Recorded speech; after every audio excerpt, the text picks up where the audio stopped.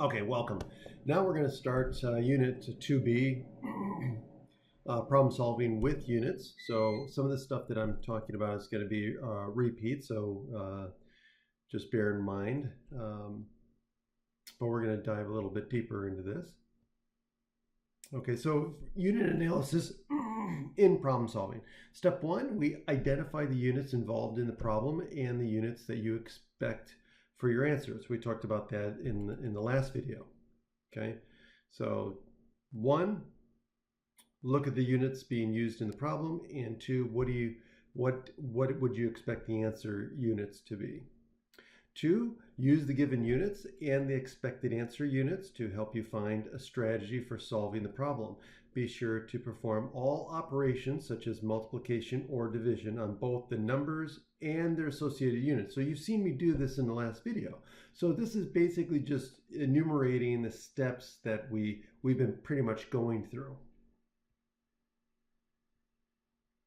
So now remember, you cannot add or subtract numbers with different units, okay?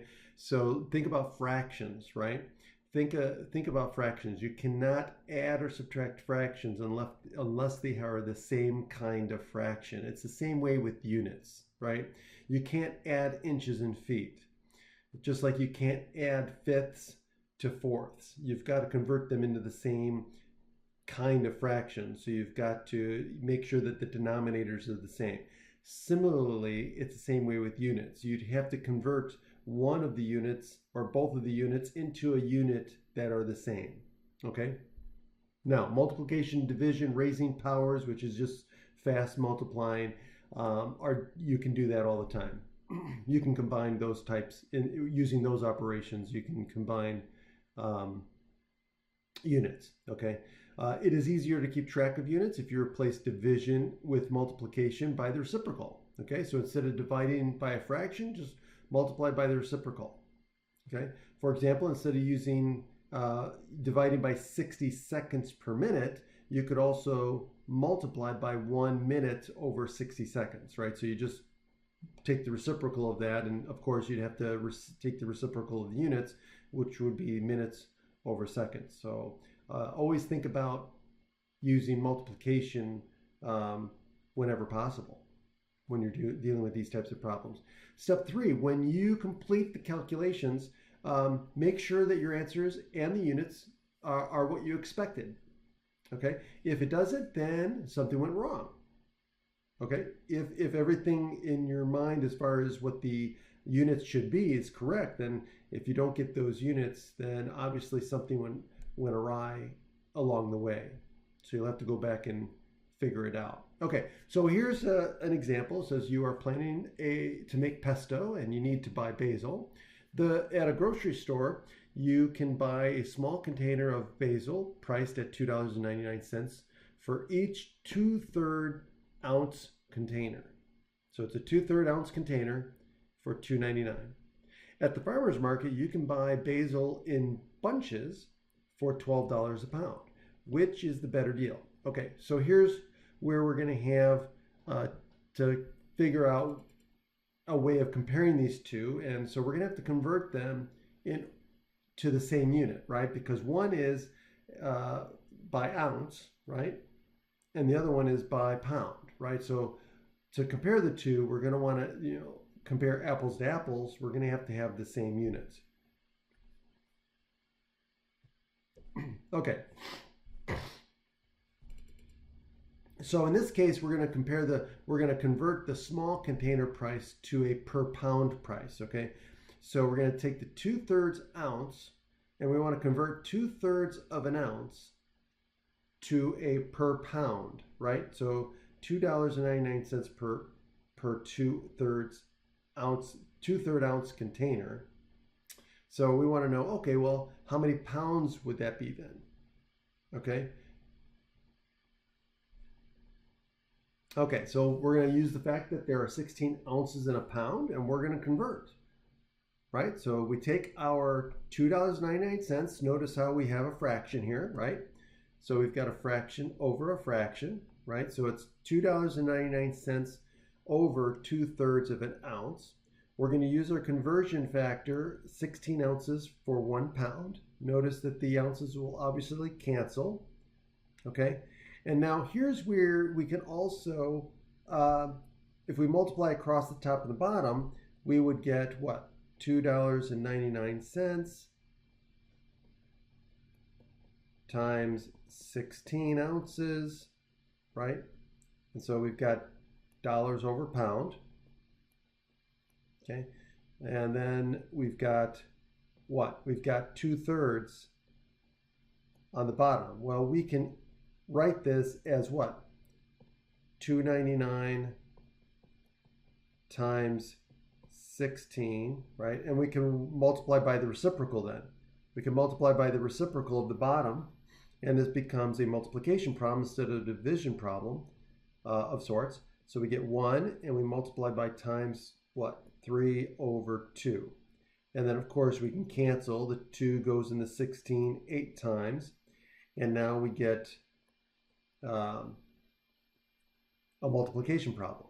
Okay, and we get the $71.76. Okay, now, so we could buy, obviously, if we compare now, it's like, okay, it's $72 per pound if we buy it at the store. Okay, so it's obviously cheaper to get the stuff at the farmer's market. Now, you'd have to store most of that, right? Because you're not going to use all of that basil, right? So that's the other consideration. But still, definitely worth buying at the farmer's market. Okay, here's another example. It says your destination is 90 miles away, and your fuel gauge shows that your tank is 1/4 full. Your tank holds 12 gallons of gas, and your car averages about 25 miles per gallon. Do you need to stop for gas? So here's the question. We have to figure out, do we need to stop for gas along the way? Oh, here's the other piece of information. So we're 90 miles away. So are we going to make it to our destination without having to stop to fill the tank up? Well, one way to do this is, well, we need to figure out how many miles we can get on a 1/4 tank of gas. Okay, well, so we got a 1/4 tank of gas. Well, what does that mean? It's a 1/4 tank. It's 1/4 of a tank, right? And we know that our tank holds 12 gallons. So what is 1/4 of a tank? Well, it's 1/4 of, that's multiplication, of what? 12 gallons.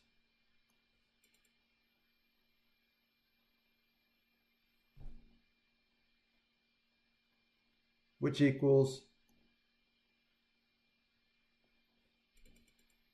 3 gallons of gas, right? So the other way to think about this too is look, we got 1/4 of a tank, and we want to convert this into gallons. Well, we can use the fact that a tank of gas is equal to 12 gallons. So we could say 12 gallons over 1 tank. Well, look at that. The tanks cancel, and we get the exact same multiplication problem. We get 1/4 times 12, which equals 3 gallons. Okay, now, okay, so we haven't found the answer yet. We need the answer is do we need to stop for gas? Do we need to get to gas along the way, or are we going to run out of gas before we reach our destination? Well, what do we get? Our car gets 25 miles per gallon. Okay, so at 3 gallons, we want to know how many miles we're going to go on 3 gallons. Well, we get an average of 25 miles per gallon. We want 25 miles over 1 gallon, right? Because we want to cancel the gallons. So gallons cancel and we end up with miles on the top. And what do we get? We get 75 miles. Okay, so that means that we're only going to get 75 miles on a fourth of a tank of gas. So the answer is yes, we're going to want to fill up before we get there. Okay, now the other way to do this is to use the fact that the distance, right, and figure out how many gallons of gas do I need in order to reach my destination. Okay, so there's multiple ways to do this, right? So I did it this way, and I believe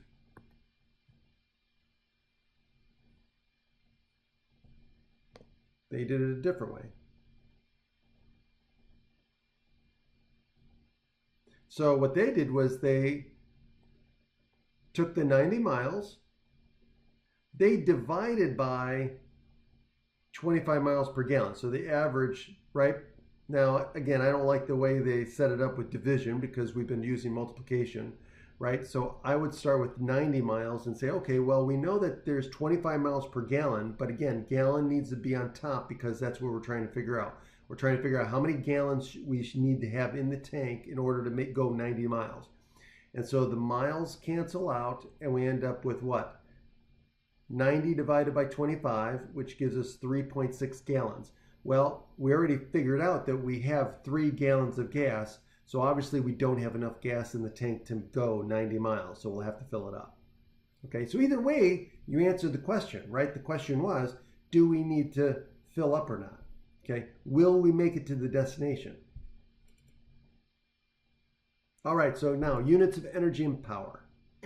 Energy is what makes matter move or heat up. The international metric unit for energy is called the joule. Power is the rate at which energy is used. And so the international metric for power is a watt. And again, it's an amount of energy over time, right? So it's joules per second. So 1 watt is 1 joule per second, okay? So you can think of it as the rate at which energy is used, right? A kilowatt hour, notice the hyphen, this is a multiplication, right, is energy, right? Because think about this, we've got energy over time. If we're going to multiply by a unit of time, right? So this is time. And if we multiply by a unit of time, we get back energy. So a kilowatt hour is a measurement of energy, okay? So 1 kilowatt hour is equal to 3.6 million joules, okay? Remember, kilo is 1,000, so this is 1,000 watts, right? 1,000 watts is a kilowatt. Okay?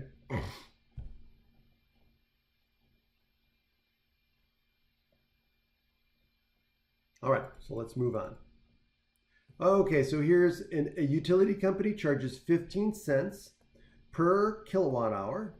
So this is division, right? Of electricity.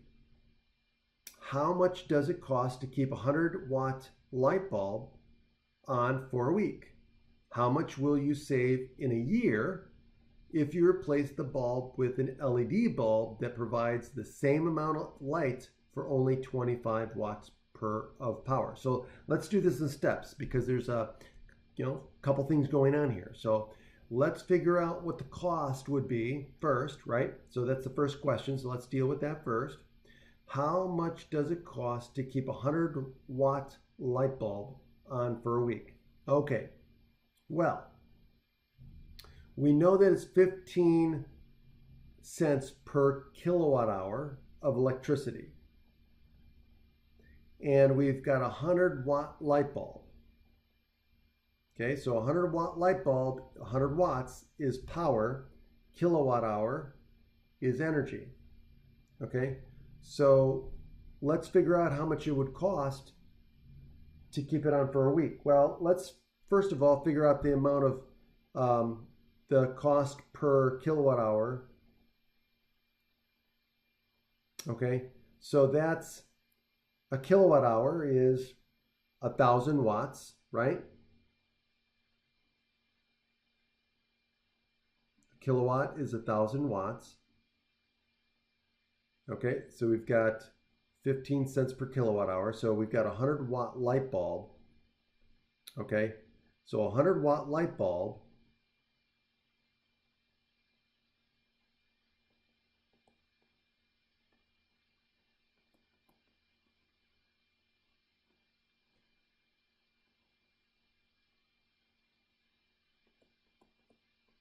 right? If we multiply that by 1 kilowatt, right? So if we start with 100-watt bulb. Oops. Okay. We multiply that by the amount of watts in a kilowatt, right? So we know that there's 1 kilowatt is equal to 1,000 watts. And we multiply that by a week.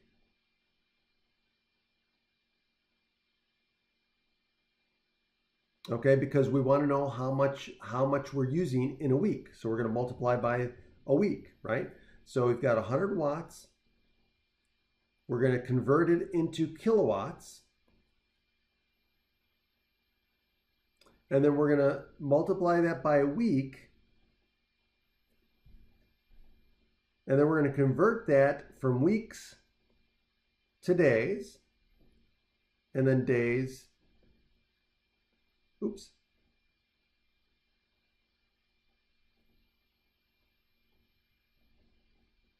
To hours.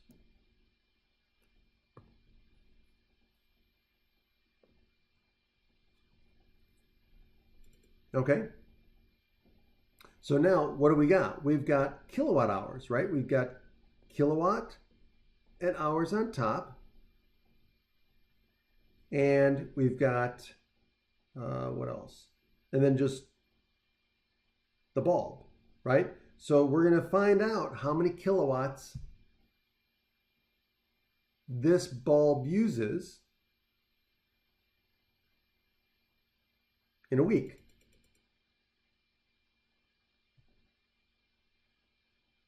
So that's going to give us the amount of energy. So 16.8 kilowatt hours per bulb, right? So 100-watt bulb uses 16.8 kilowatt hours of energy per week. Okay, so far so good. Now, that's the amount of energy, but what's the cost? The cost per kilowatt hour is 15 cents. So now we're going to go one more step and find the cost. So we start with 16.8 kilowatt hours, multiply by what? It's 15 cents per kilowatt hour. Okay? So the kilowatt hours cancel and we end up with what? 252 cents. That's how much it costs, or $2.52 per week. Okay, now don't forget what we're calculating. It's $252 per week.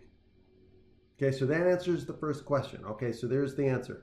So it costs $2.52 per week to have a 100-watt light bulb going for a week. Now, if we replace the 100-watt light bulb with a 25-watt LED, well, here's the thing.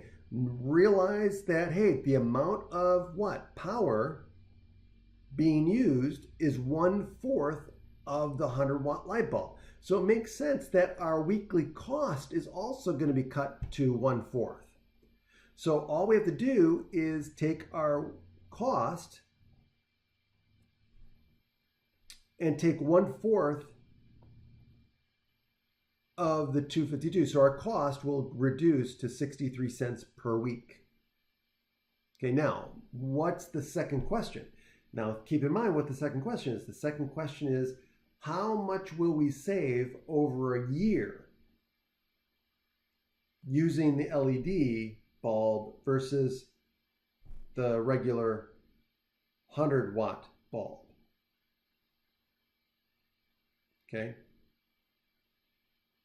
And so we need to figure out, well, what's the savings, right? So we need to figure out savings. So if it costs us now 63 cents, that means the total savings for the one bulb for 1 week is $1.89 per week.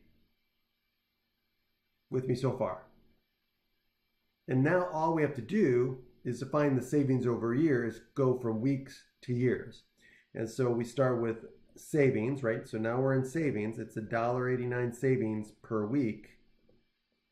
And now we use the fact that there are 52 weeks in 1 year, and we get our answer.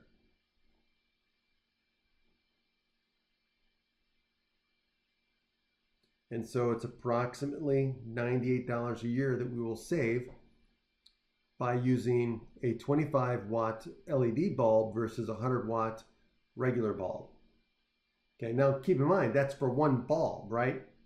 If you're in my house and you have, 44 bulbs in the entire house, that adds up in savings.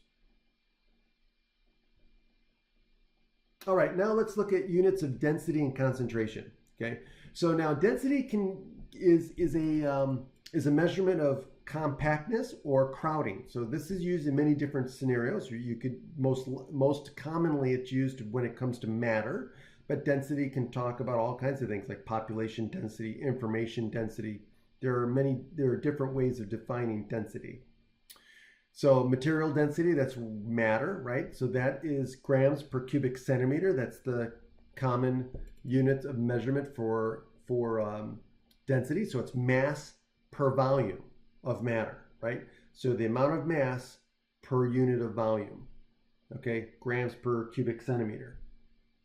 Population density is about the number of people within a geographic area, okay? So for example, people per square mile.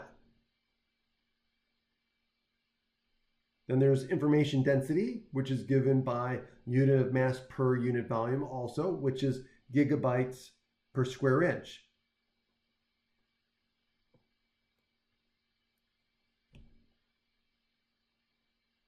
Okay. Now, concentration is a way of measuring the amount of substance mixed into another, right? So it's the concentration of one substance when you mix it with another. Okay, concentration is also used in different scenarios, like you could use it with liquids, solution, or you could have it with air, right? So in this case here, we have parts per million, right? So it's the amount of air pollutant when it's measured within a million molecules of air. So you take a certain amount of volume, right? You say, okay, well, how many parts per million in this volume of air is pollutant, for example? Or you could talk about blood alcohol content, right? So that describes the concentration of alcohol in a person's body. So you could talk about grams of alcohol per 100 milliliters of blood. So you take 100 milliliters of blood and you figure out how many grams of alcohol is in that 100 milliliters of blood. That's your blood alcohol concentration. Okay, so let's look at this example here. It says a child weighing 15 kilograms has a bacterial ear infection. A physician orders treatment with amoxicillin at a dosage based on 30 milligrams per kilogram of body weight per day, divided into doses every 12 hours. Okay, so now, first of all, it says A, how much amoxicillin should the child be prescribed every 12 hours? Okay, so now, we've got a child weighing 15 kilograms, and he wants it, the doctor has a treatment with amoxicillin at a dosage based on 30 milligrams per kilogram body weight per day. Per day. And we want that into doses every 12 hours, right? So 12 hours is what? That's twice each day, right? 24 hours in a day. So we need to figure out how much amoxicillin every 12 hours. So we are going to find what the total amount of amoxicillin is and then divide by 2, right? So we've got a 15 kilogram child, right?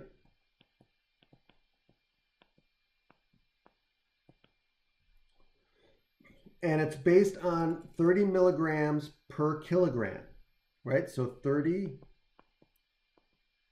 milligrams of the amoxicillin per kilogram of body weight. Okay? And so that means that the child is being prescribed 450 milligrams of the amoxicillin. Oops.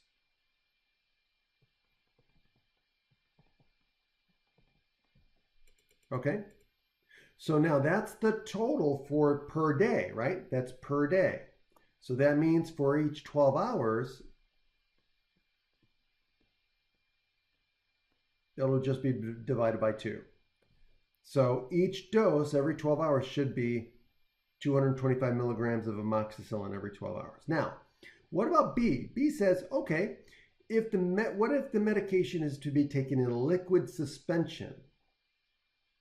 Okay, with a concentration of 25 milligrams of the amoxicillin per milliliter of the suspension, okay, of the solution.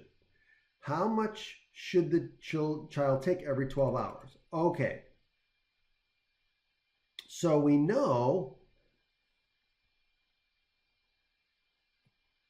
the child should take 225 milligrams per what?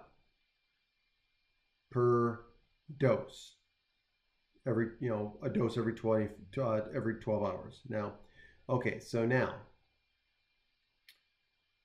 the suspension is 25 milligrams per milliliter. So we know that the suspension has to have 25 milligrams of the amoxicillin for every milliliter of the solution. Okay, so we start with, well, we know it's going to be 225 milligrams of amoxicillin.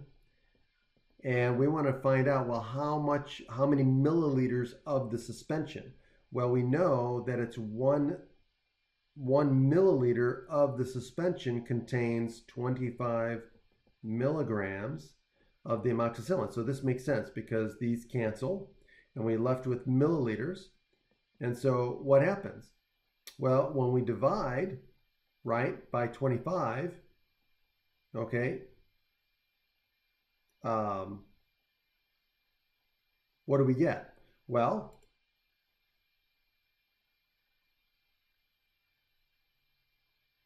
we're going to get 9, right? Oops.